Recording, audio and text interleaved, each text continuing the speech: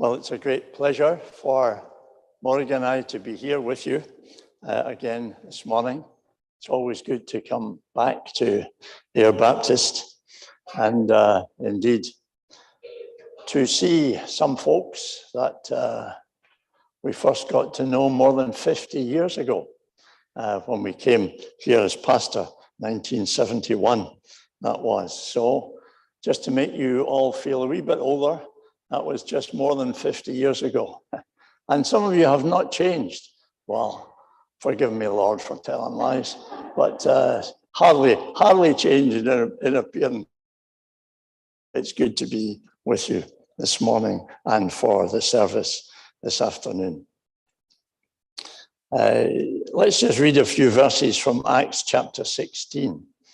And just from the beginning of the chapter, if you're looking it up in your Bibles or your phones or whatever, these days people find the scriptures. Acts 16, verse 1.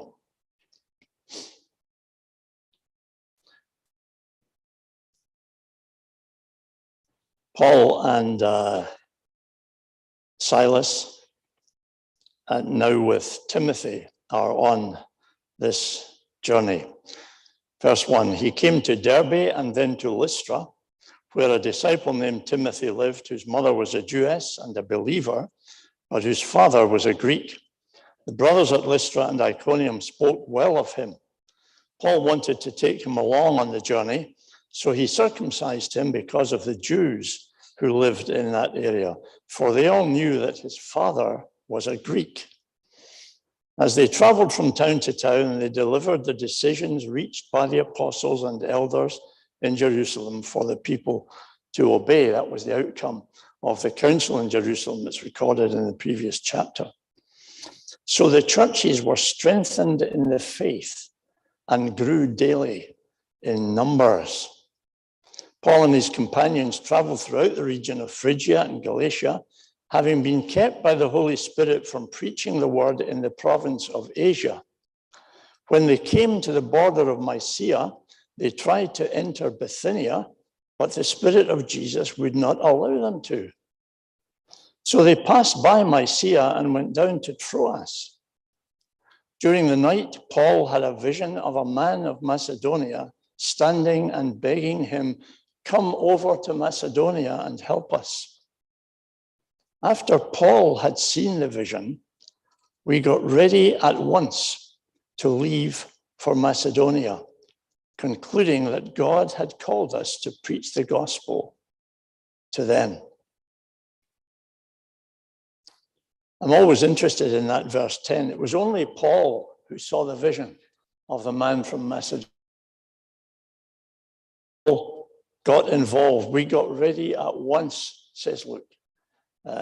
After Paul had received this vision, we got ready at once to leave for Macedonia, concluding that God had called us all to preach the gospel to them. Well, we ask God to bless his word to us. I don't know about you, but I've got a wee bit fed up hearing the phrase, "we're on a journey." No offense to Bob, I know you've been using it, Bob, in the last few weeks. And as you'll see in a moment, I do as well, because, of course, it is absolutely true. We are on a journey. And that's exactly what this passage in Acts 16 is about. So we can't escape the phrase that we're on a journey. It's almost as bad as the word unprecedented. I am totally fed up with hearing that. Everybody is using it now all the time. Anyway, these coming days, I think this chapter 16 of Acts is always significant, but I think it's particularly appropriate for you folks here in Ayr Baptist. I think it's instructive for us today, because these coming days are very significant and in some ways critical days for you here as you think and pray about the future shape of ministry for you. Is it just going to be business as usual, whatever that may have been, doing what we've always done? Or is this going to be a time for bold faith and for new initiatives and for stepping out for the Lord? And this passage here in Acts 16 gives us insight into some of Paul's experiences on the journey of mission. Of course, it's not the start of ministry for Paul, not by any manner of means. In fact, this section, Acts 16, 17, and 18, covers what has come to be known as the second missionary journey. So it's not the first time that Paul has embarked on this kind of thing, but it is a new stage for him, just as this is for you here in Ayr Baptist. And actually, the journey for Paul begins back in Acts 15 at verse 36. It says, sometime later, Paul said to Barnabas, let us go back and visit the brothers in all the towns where we preach the word of the Lord and see how they are doing. It starts with a clear conviction, this journey, a clear conviction on Paul's part, as you see from that verse that I've just read, verse 36 of 15, about the importance of pastoral care, about having a genuine concern for one another, and about encouraging believers to go on with the Lord. But what Paul has in mind is not just a holding hands kind of operation. It's not just a sharing of hurts and a licking of wounds. It was a determination to spur one another on, to refuse to settle for the mediocre in our Christian lives, but to keep moving on to higher things. That's the challenge for us. To see some of the ungodly beliefs that we so easily live with as Christians rooted out of our lives and our fellowship, and to see more and more of Christ's likeness growing in one another. That was a clear conviction with which this journey begins. The belief that there's always more on the Christian horizon. There's always more in our lives than we yet know. I've not yet arrived, says Paul elsewhere when he's speaking to the Philippians. I'm pressing on, he says. No matter what has been happening in my life, this is the direction of my journey. I'm keeping going, I'm pressing on. That's the conviction with which this new adventure begins, the determination to encourage one another onto higher and better things. So it starts with a clear conviction about that. There is a work to do. But it is very quickly a confusing journey. And it begins, of course, with the conflict with Barnabas. Paul and Barnabas fall out over the way that they should be conducting this mission. But the outcome of that conflict, of course, results not in a weakening of the work, but actually a doubling of the ministry. Instead of one team going out, there are two teams going out now on mission. And as we gather from later references in the New Testament, it's quite clear that Paul and Barnabas and Mark were all happily reconciled again. And we always need to be open to that possibility. Reconciliation with people with whom we have fallen, because there's a work of God to be done in this time. We always need to be open to that possibility. And as so often happens, here once again, the devil has overstretched himself. And what he meant for harm, what he meant for disaster, actually the Lord works together for good. And he always does that.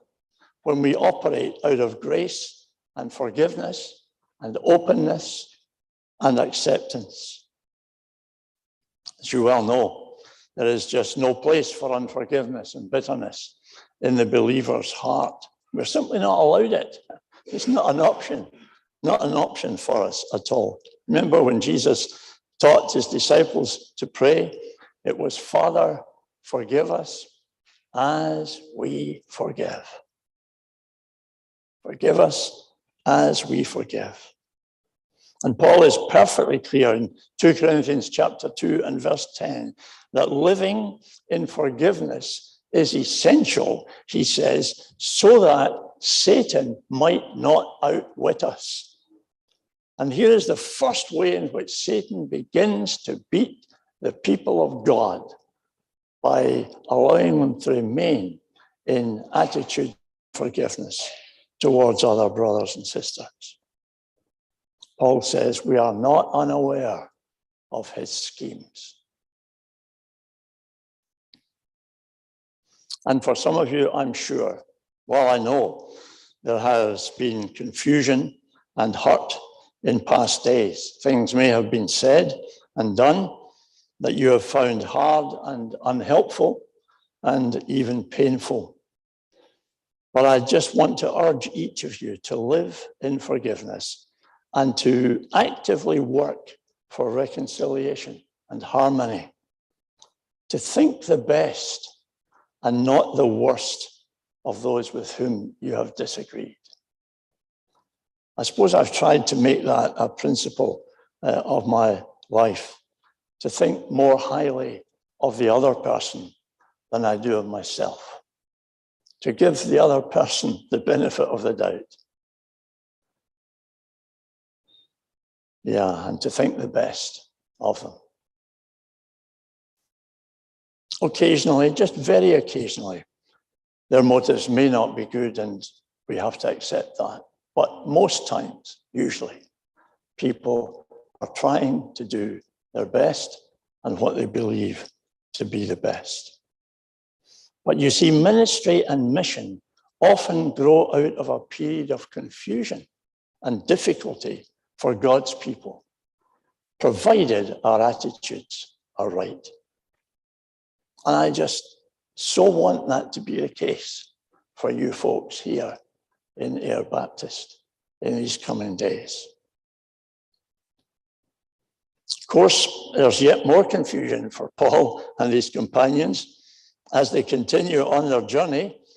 As you probably well know, they come to a few closed doors and dead ends. That's what we read in these verses 6 to 8, incredibly so. They were kept by the Holy Spirit from preaching the word in the province of Asia. When they came to Mysia, they tried to enter Bithynia, but the Spirit of Jesus would not allow them to.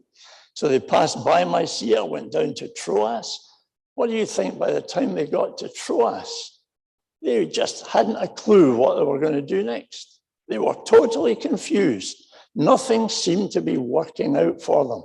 Nothing was going right. And all the ideas that they had and the plans that they had just hit closed doors time and time again.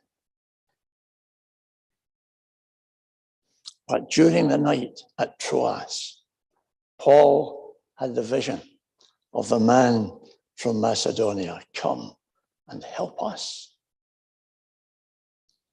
And they went.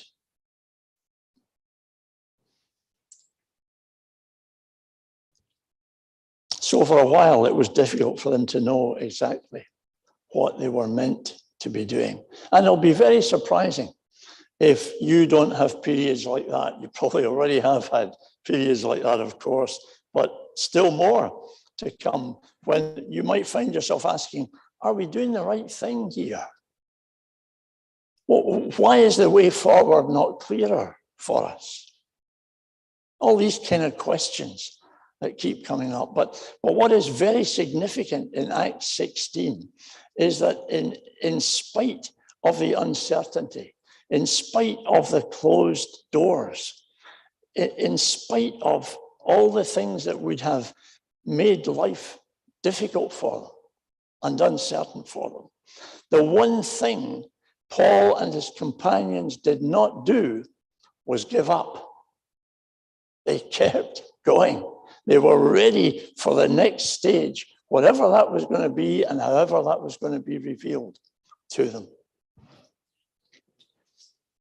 Well, I don't know if like me, you've watched some of the clips on the news of President Zelensky of Ukraine. What incredible leadership he is giving to his nation in these days of horror and conflict and uncertainty for them. And every time I see him, of course, and those of you who know me well will not be surprised by the next thing I'm going to say, but every time I see him or hear him, I'm reminded of some of the speeches that Churchill made in the early days of the Second World War.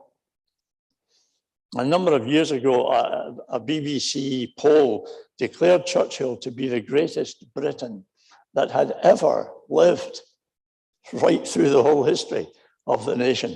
The greatest Briton that had ever lived. Now, that's a bold claim to make, and anybody could dispute that. Churchill had many faults, made some serious mistakes and misjudgments in his time. But there is no doubt whatever that during the early years of the Second World War, through the sheer force of his personality and his doggedness, his tireless energy, his stirring speeches, he inspired a hesitant and very nervous Britain to defy the odds and never give up. That's what he said to his old school in a speech. It's often quoted, his old school of Harrow. 1941, at a school assembly, he said to them, never give in, never give in, never, never, never, never give in. In nothing great or small, large or petty, never give in, except to convictions of honor and good sense. They had sung a school song with a line, no less we praise in darker days. And Churchill went on to say, these are not dark days. To any normal person, they were very dark days, 1941. Churchill says, these are not dark days. These are great days. The greatest has ever lived. And we must all thank God that we have been allowed to play a part in making these days memorable in the history of our race. Sometimes in church life and in our personal lives, you and I have to keep going with the same determination as Churchill was showing and calling people to back then in 1941. These are not dark days. They are great days. Imagine if you're going to be able to look back on all these recent years and say, these were great days for Ayr Baptist Church because of what has gone on to be accomplished in this town.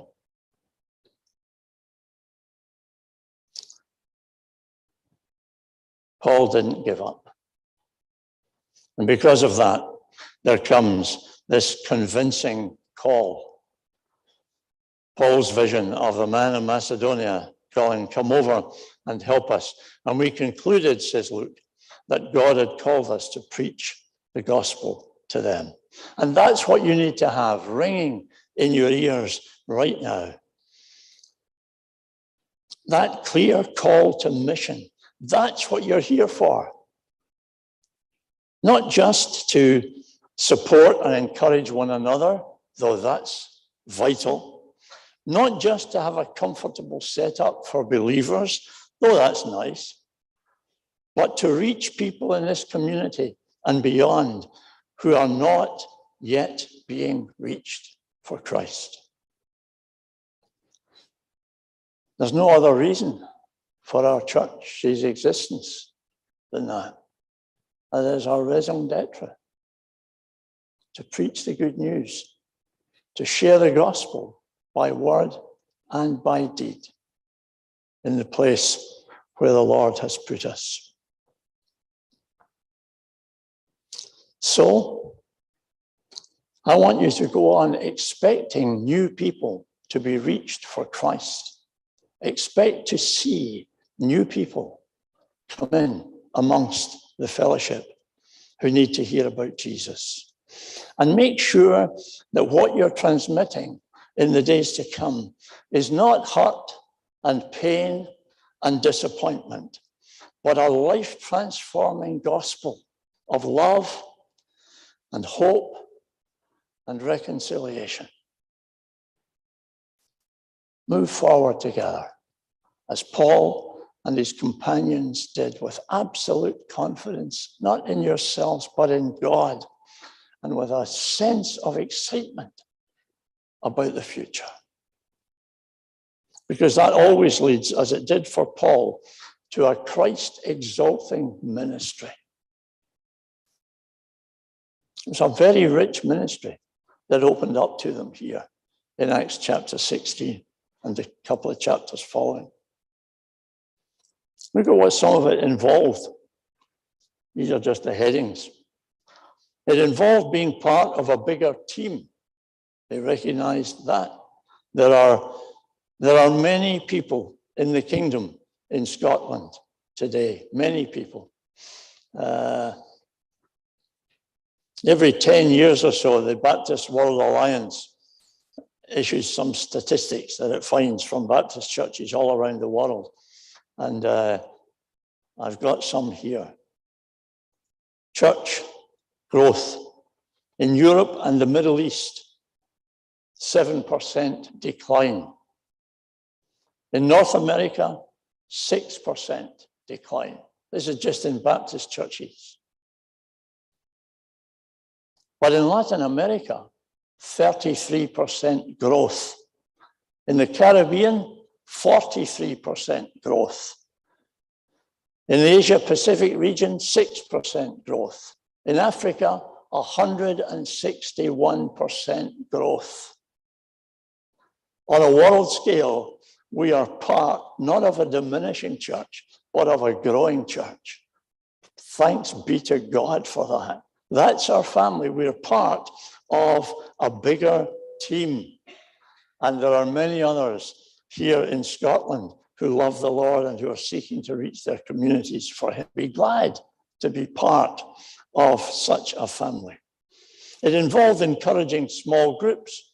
That's what happened in verse 13. It involved one-to-one ministry. Verse 14, this ministry that they're called to, it involved building relationships with people. Verse 15, it involved sometimes bold confrontation with the enemy. Paul had to stand up against the enemy who had taken control of the demon-possessed girl's life. Paul stood up to that. Sometimes we have to do that. It involved facing active physical persecution. Now, I hope there's not too much of that for you folks here. There will be persecution, there will be attack from the enemy, but hopefully not too much of it and not too much physical persecution. And it also involved living in the miraculous. Things were happening which could only be explained by the answer, God is at work. And I pray that you're going to see plenty of that. No other way to explain this, but God is at work in our lives and in our fellowship. And it involved kingdom growth. That's also there. It's there right in verse 5. We read, so the churches were strengthened in the faith and grew daily in numbers. That's what was going on in the church in the book of Acts. They were growing daily. Every day, people were being saved, lives were being changed, and they were being drawn into the kingdom. It is a wonderful story. You read on in the next chapters and the story gets better and better. There are conversions amongst Jews and Gentiles. New communities are being reached for the Lord. Churches are being planted and strengthened. Believers are being built up and encouraged.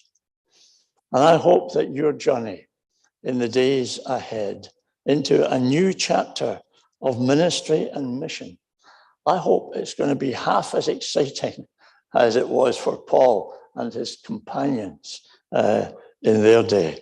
And I hope it will be even a modicum as fruitful as their journey turned out to be. It was always Christ exalting.